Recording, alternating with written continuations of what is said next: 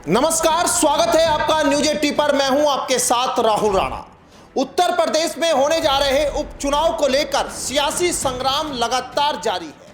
उत्तर प्रदेश की एक सीट तो ऐसी है जहां पर सीधे तौर पर जयंत चौधरी, अखिलेश यादव और चंद्रशेखर आजाद के बीच सीधी टक्कर होने जा रही है। पश्चिम उत्तर प्रदेश की ये सीट है मीरापुर की सीट, क्योंकि मीरापुर की सीट पर जयंत चौधरी और अखिलेश यादव की साख भी दांव पर है।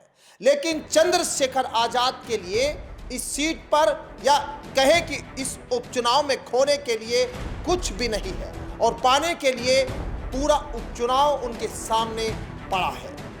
अब आज मैं बात इसलिए चंद्रशेखर की यहां कर रहा हूं क्योंकि चंद्रशेखर ने ऐसा दांव यहां चला है जो उनको सीधे मीरापुर की सीट पर फाइट में लाकर खड़ा कर देगा।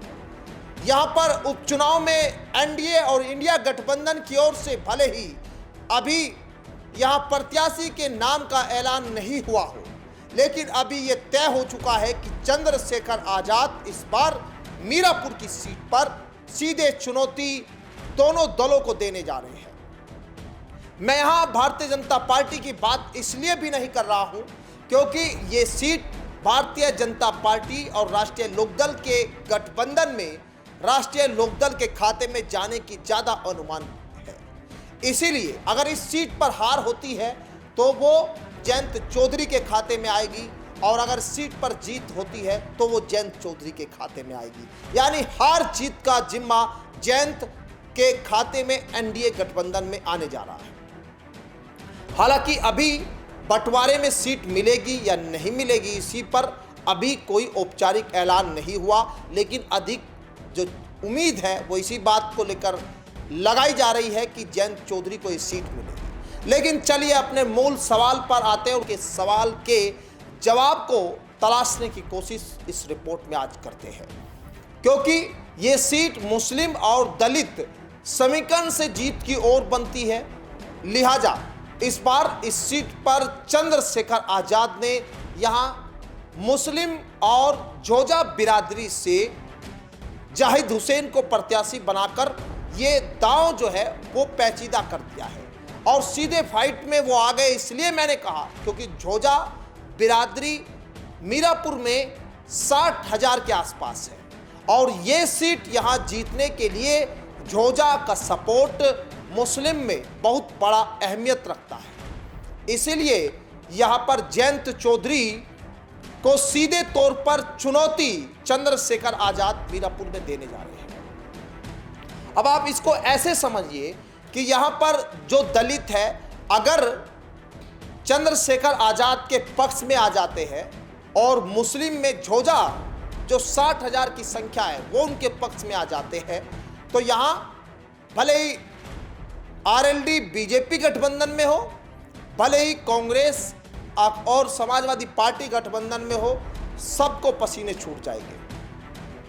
हार जीत का फासला बहुत कम होने जा रहा है। एक तरह से यह भी कहा जा रहा है कि अगर मुस्लिमों में यहां बंटवारा होता है तो उसका सीधा फायदा जो है वो यहां पर बीजेपी को मिलेगा। लेकिन रालोद और बीजेपी को फायदा मिलेगा या नहीं मिलेगा, ये बात की बात है। उससे पहले तो यहाँ प्रत्याशियों के चयन को लेकर यहाँ अभी पसीने छूटे हुए हैं तमाम राजनीतिक दलों, क्योंकि इस सीट पर यहाँ चयन क्या जोजा बिरादरी से दूसरी राजनीतिक दल भी करेंगे, ये भी अपने आप में सवाल है।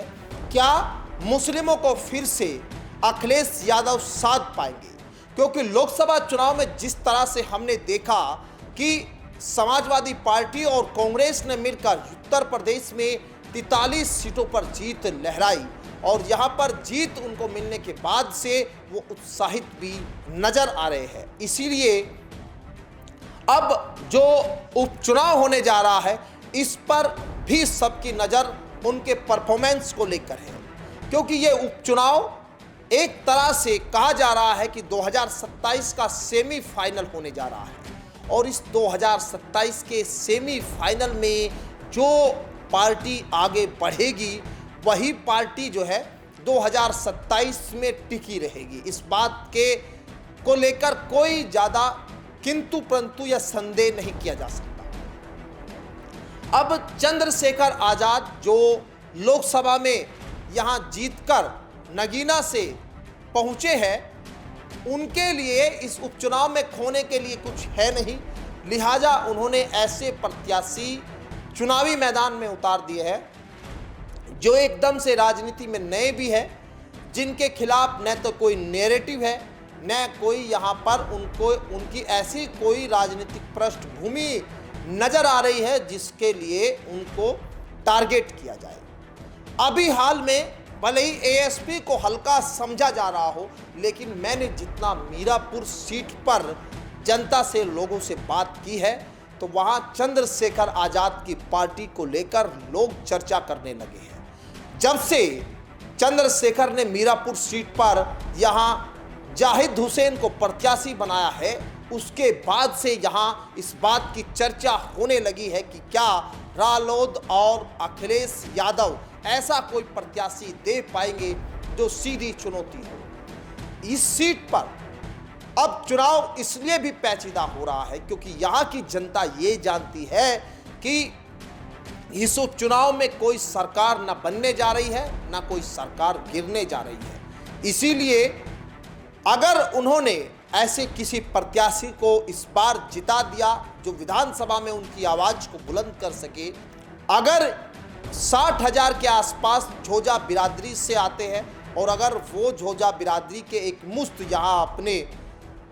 बिरादरी के जाति के यहाँ पर जो है वो प्रत्याशी को चले गए और उधर दलित जो चंद्रशेखर के लिए अब युवा जहां आवाज सुनाई देने लगी, अगर वो उनके साथ चले गए तो इस सीट का समीकरण कुछ और होगा 2022 के विधानसभा चुनाव के लिहाज से अगर देखा जाए। इसीलिए 2027 में अगर एएसपी को चुनावी मैदान में टिकना है तो यहां 2027 से पहले उपचुनाव में अपना परफॉर्मेंस बेहतर करना होगा।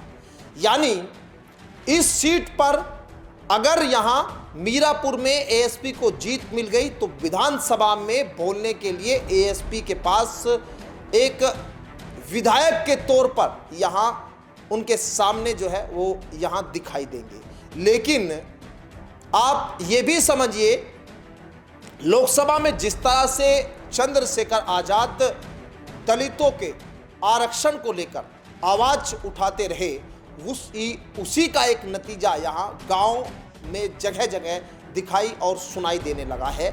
लोग कहने लगे हैं कि अकेला एक सब पर भारी पड़ता हुआ दिखाई दे रहा है।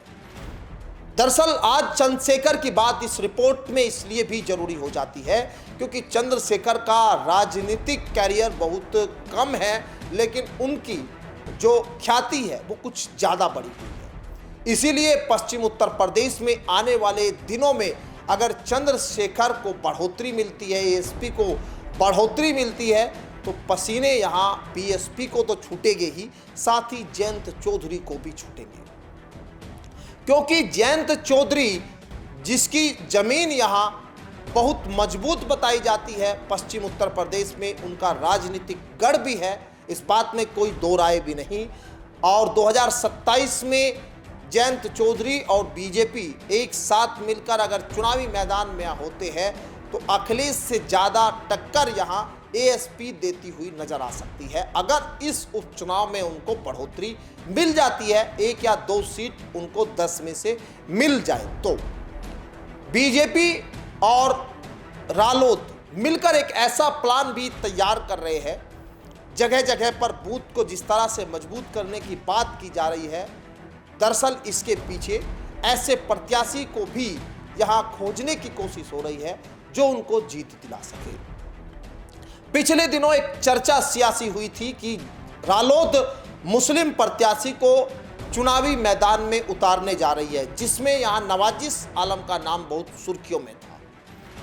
दूसरी तरफ समाजवादी पार्टी की ओर से भी कई नाम चले, जिसमें कादिर राणा के नाम को लेकर भी काफी चर्चाएं हुई। लेकिन अब जैसे धीरे धीरे चुनाव नजदीक आ रहा है, तारीखों के ऐलान का इंतजार हो रहा है, ऐसे ही अब धीरे धीरे जो है वो नाम ठंडे पड़ते हुए नजर आ रहे हैं। क्या कोई नए नाम पर चर्चा होगी? क्या दूसरे किसी मजबूत प्रत्याशी को रालोद या समाजवादी पार्टी इस बार उतारने जा रही है? ये अपने आप में कई ऐसे सवाल जिनका जवाब अभी मिलना बाकी है।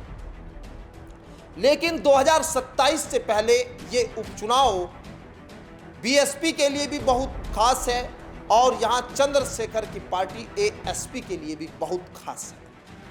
अभी सीटों का बंटवारा होना है, प्रत्याशियों का चयन होना है। बीएसपी एएसपी ने प्रत्याशी उतार जरूर दिए हैं, लेकिन मुकाबला अभी रालोद, बीजेपी और समाजवादी पार्टी के प्रत्याशी कौन होंगे उस पर भी निर्भर करता है। लेकिन अगर यहाँ 60,000 की संख्या में जो झोजा बिरादरी है, उसी से कोई दूसरी पार्टी भी प्रत्याशी को उतार देती है तो फिर यहाँ मुस्लिमों में बंटवारा होना तय है। समाजवादी पार्टी मुस्लिमों की रहनुमा खुद को कहती है और बीजेपी को इसको लेकर उनके ऊपर आरोप लगाती है कि बीजेपी जो है तुष्टीकरण की राजनीति करती है। लेकिन जब मैंने इस सीट पर जगह जगह जाट बिरादरी की बात हो या फिर गुजर, दलित, मुस्लिम, सभी के बीच मैंने अलग अलग जगह से रिपोर्ट निकाली और उनके बीच बातचीत करने जब मैं गया तो ये निकल कर सामने आया है कि वो इस बार क्षेत्र का ही विधायक इस बार चुनने जा रहे हैं। बाहर से जो कोई आएगा उसके वो कहीं ना कहीं खिलाफ होंगे। लेकिन जाति धर्म के आधार पर चुनाव इस बार मीरापुर में जरूर नजर आ रहा है। भले इस तमाम राजनीतिक दल इस बात को कहते हुए सुनाई देते हो कि वो जाति धर्म देखकर यहाँ प्रत्याशी का चयन नहीं करेंगे, लेकिन आप जो भी राजनीति को, सियासत को अच्छे से समझता और जानता है, अगर आप उनसे बात करेंगे तो आपको ये समझ आएगा कि यहाँ पर जाति धर्म देखकर वोट भी दी जाती है और प्रत्याशी का चयन भी होता है। राजनीतिक पार्टियां सीटों का बंटवारा भी करती है। तो ये कहना एक तरह से उस बात से अलग हो जाता है जब कहते हैं कि जाति धर्म से ऊपर उठकर यहाँ हम प्रत्याशी का चयन करेंगे। इसीलिए मैं बात कर रहा हूँ क्योंकि जो अंदर लोगों के अंदर जहन में इस वक्त चला हुआ है कि आखिर मीरापुर में इस बार विधायक कौन बनने जा रहा है, तो इन्हीं समीकरण के बीच यहाँ की राजनीति इस बार इर्द गिर्द घूमती हुई दिखाई दे रही है। जिन्होंने अपने प्रत्याशी के अभी नाम का ऐलान नहीं किया है वो क्या कुछ घोषणा करेंगे, क्या कुछ जो है प्रत्याशी को लेकर रणनीति तैयार करेंगे और ऐसी कौन सी चाल होगी जो इस बार जो है उनके लिए जीत के लिए आसानी उनको बनाने जा रही है। ये तमाम वो सवाल है जो कुछ आने वाले दिनों में दिखाई देंगे। अभी यहाँ चुनाव के तारीखों का ऐलान का बस इंतजार हो रहा है, लेकिन जनता जो है वो पूरी तरह से सियासी मूड में है। फिलहाल मेरे साथ इस खास कार्यक्रम में इतना ही। अगर आपको ये कार्यक्रम अच्छा लगे तो आप इसे लाइक करिए और आप अपने कमेंट बॉक्स में अपनी राय जरूर दीजिए। मुझे दीजिए इजाजत, नमस्कार।